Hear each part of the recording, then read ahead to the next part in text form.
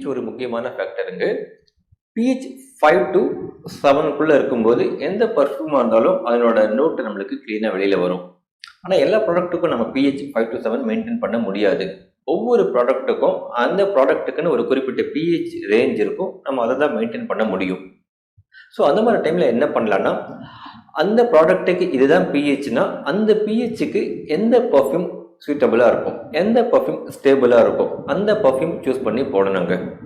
For எக்ஸாம்பிளுக்கு நம்ம liquid detergent எடுத்துப்போம். நம்ம அதனோட pH 5 to 7 மெயின்டைன் பண்ண முடியாது. மினிமம் 8 இருக்கணும். ஸோ 8 pH வைக்கணுன்ற பட்சத்தில், அதுதான் கண்டிஷன் அப்படின்ற பட்சத்தில் நம்ம அந்த pHக்கு ஏற்ற மாதிரி தான் பர்ஃப்யூம்ஸை சூஸ் பண்ண முடியும். லேவெண்டர் ஒரு எக்ஸாம்பிளாக சொல்லலாம். அதே மாதிரி pH 9, 10 கூட மின்ட் ஸ்டேபிளாக இருக்கும், பைனாயில் பர்ஃப்யூம் ஸ்டேபிளாக இருக்கும். pH 2, 3 கூட சிட்ரஸ் ஸ்டேபிளாக இருக்கும். ஸோ நம்ம ஒரு பர்ஃப்யூம் சூஸ் பண்ணும்போது நம்மளுக்கு இது பிடிச்சிருக்கு, இல்லை இது சீப்பாக அவைலபிள் இருக்குது, அந்த மாதிரி சூஸ் பண்ணாமல் நம்ம ப்ராடக்டோட pH என்ன, அந்த pH ரேஞ்சுக்கு நம்ம ப்ராடக்டோட காம்போசிஷனுக்கு இந்த பர்ஃப்யூம் ஸ்டேபிளாக இருக்குமா, அந்த மாதிரி சூஸ் பண்ணி போடணுங்க.